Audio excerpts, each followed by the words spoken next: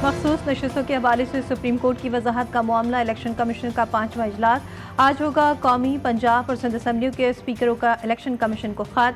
मखसूस नशस्तें PTI को देने की मुखालफत तहरीक इंसाफ को अलॉट की जाएं। खैबर पख्तूनख्वा असम्बली का मुतालबा।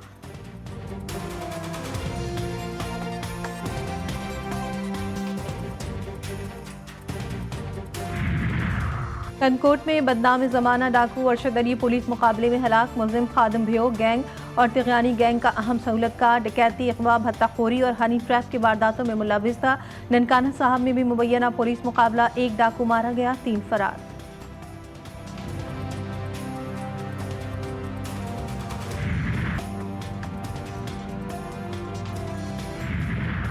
जड़ावाला में मुबैना जाली पुलिस मुकाबले का जख्मी नौजवान दौरान इलाज दम तोड़ गया। वाक़या 3 रोज कबल पेश आया था। दोस्तों के साथ मिलाद की महफिल से वापसी पर एलीट फोर्स के एहलकारों ने गोलियां मार दी थी। वर्षा का आला पुलिस हुक्काम से इंसाफ का मुतालबा।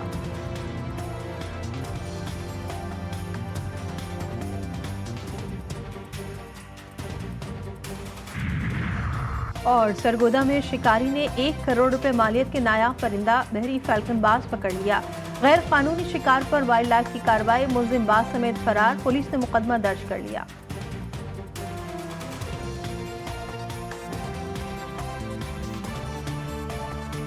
शहबाज शरीफ लंदन में मुख्तसर क़याम के बाद आज लंदन से न्यूयॉर्क रवाना होंगे। 27 सितंबर को जनरल असम्बली इजलास से खिताब करेंगे। वज़ीर-ए-आज़म ने कहा कि मुआशी चैलेंज दहशतगर्दी से निपटने के लिए कौम, सियासी जमातों, इदारों और सूबों को मिलकर काम करना होगा। सियासी अफरा-तफरी में कौम और मुल्क को बहुत वक्त ज़ाया हो चुका है। गोली गोली इंतशार और फसाद से मईशत बेहतर होगी न माशरत। हर सूबा, हर इदारा अवाम के मसाइल के हल में अपना किरदार अदा करे।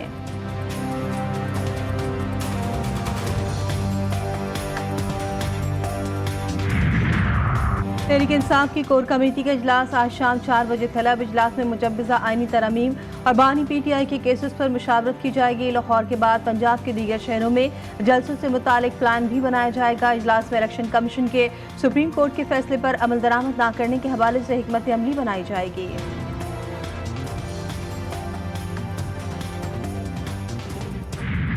वाज़ेह पैगाम है कि ना हम फॉर्म 47 की इस हुकूमत को मानते हैं, नहीं हम फॉर्म 47 की किसी गैर आईनी तरमीम को मानते हैं, नहीं हम फॉर्म 47 की किसी गैर आईनी तरमीम के तहत किसी अदालत को मानते हैं।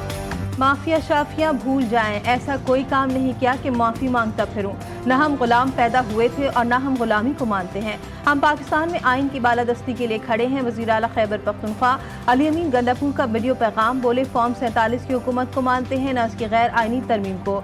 जुमे को मुल्क भर में एहतजाज किया जाएगा। अगले इतवार को मियाँवाली में जलसा करेंगे।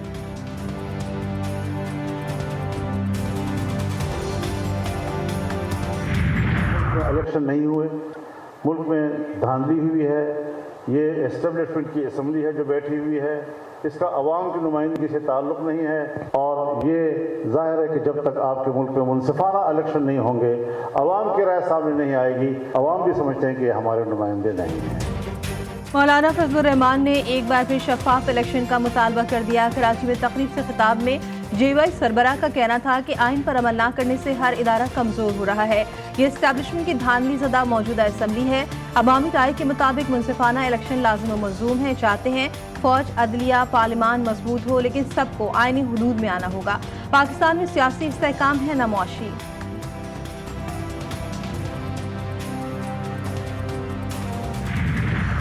लाहौर हाई कोर्ट ने प्रैक्टिस एंड प्रोसीजर ऑर्डिनेंस के खिलाफ दरख्वास्त की समाअत आज होगी। जस्टिस फैसल जमान खान दरख्वास्त पर आज एतराज के साथ समाअत करेंगे।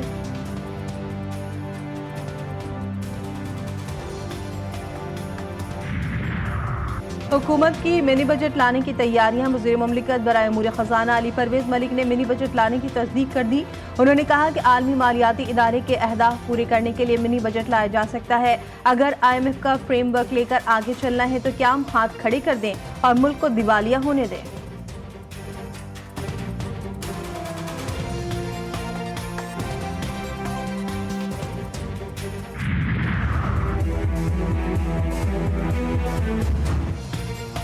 देर شکایت درست آئے، حکومت کو بالآخر ہوش آ گیا۔ پاکستان میں آئی پی پیز کے گھناؤنے کردار کے حوالے سے ہوش ربا انکشافات۔ آئی پی پیز کی ملکی معیشت میں تباہی کے حوالے سے حقائق منظر عام پر آ گئے۔ کچھ آئی پی پیز نے غلط معاہدے کی وجہ سے بغیر بجلی پیدا کیے، حکومت سے اربوں روپے وصول کیے۔ آئی پی پیز فورنزک آڈٹ سے بھی گریزا ہے۔ حیرت انگیز طور پر حکومت آئی پی پیز کی انشورنس بھی خود برداشت کر رہی ہے۔ کچھ آئی پی پیز رضاکارانہ طور پر حکومت سے مذاکرات اور قیمتیں کم کرنے کو تیار ہیں۔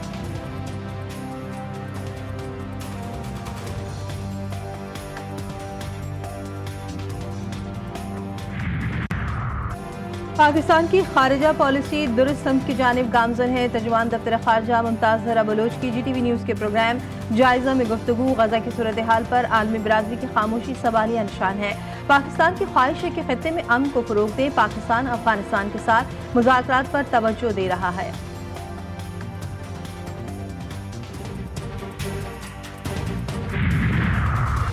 لاہور ہائی کورٹ نے بشرا بی بی کی خفیہ مقدمات میں گرفتاری رکوانے اور مقدمات کی تفصیلات کے لیے دائر درخواست سماعت کے لیے مقرر کر دی۔ جسٹس فاروق حیدر اعتراض کے ساتھ آج سماعت کریں گے۔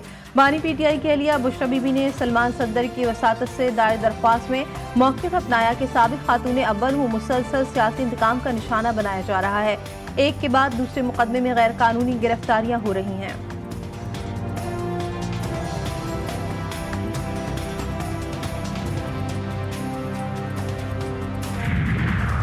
ساتھ میں مالم جبہ روڈ پر دھماکے میں ایک پولیس اہلکار جاں بحق، 3 زخمی۔ دفتر خارجہ کے مطابق دھماکے میں غیر ملکی سفارتکار محفوظ رہے۔ سابق کورٹ کے تمام ارکان بحفاظت اسلام آباد واپس پہنچ گئے۔ صدر مملکت اور وزیر داخلہ کے دھماکے کی مذمت۔ صدر زرداری اور محسن نقوی کا شہید اہلکار کو خراج عقیدت۔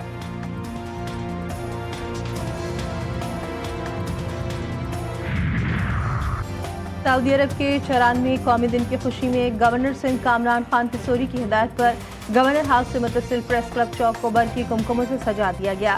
پاک سعودی عرب پرچم بھی لہرا دیے گئے۔ برقی کمکموں مختلف لائٹس نے پریس کلب چوک کو دلکش بنا دیا۔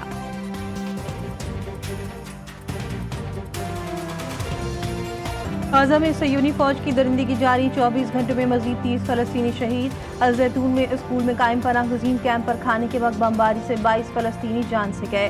شہداء کی مجموعی تعداد 41,431 ہو گئی۔ مغربی کنارے کے رام اللہ شہر میں صہیونی فوج کا الجزیرہ نیوز کے دفتر پر دھاوا، بیورو آفس کو زبردستی بند کروا دیا۔ عراقی مزاحمتی گروپ بھی اسرائیل کے خلاف جنگ میں شامل، دائرہ وسیع ہو گیا۔ عراقی گروپ کے اسرائیل پر 24 گھنٹوں میں 5 حملے، ڈرونز اور میزائلوں سے مختلف مقامات کو نشانہ بنایا گیا۔ یمنی فوج کا بھی اسرائیل پر حملوں میں تیزی لانے کا اعلان۔ حزب اللہ کی اسرائیل پر راکٹوں کی بارش، کئی مقامات پر آگ بھڑک اٹھی۔ رافیل کمپنی کے ملٹری انڈسٹری کمپلیکس کو شدید نقصان پہنچا، درجنوں مکانات اور دوسری املاک کو بھی تباہ کر دیا گیا۔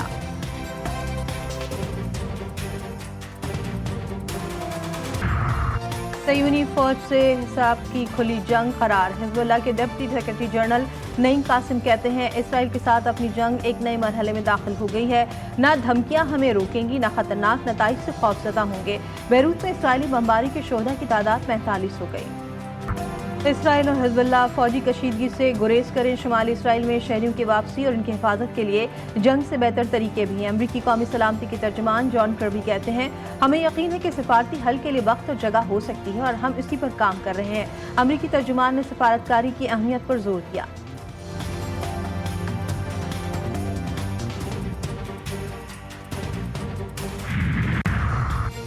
سری لنکا میں معاشی بحران کے ذمہ دار اسٹیبلشمنٹ کی جماعتوں کو شکست، صدارتی الیکشن میں انبارا کمارا کامیاب، آج حلف اٹھائیں گے، ملک کی تاریخ دوبارہ لکھنے کا عہد۔ کہتے ہیں آزادی کے بعد ملک میں پہلی بار اقتدار کرپٹ اشرافیہ سے عوامی حکومت کو منتقل ہوگا۔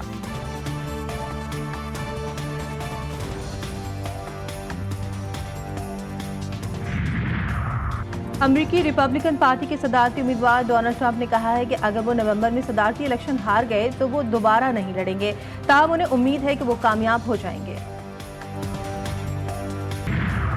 جنوبی افریقہ نے افغانستان کو تیسرے ون ڈے میں 7 وکٹوں سے ہرا دیا۔ سیریز تیسرے ون ڈے میں افغانستان کی ٹیم 169 رنز پر ڈھیر ہو گئی۔ جنوبی افریقہ نے ہدف 33ویں اوور میں 3 وکٹوں پر حاصل کر لیا۔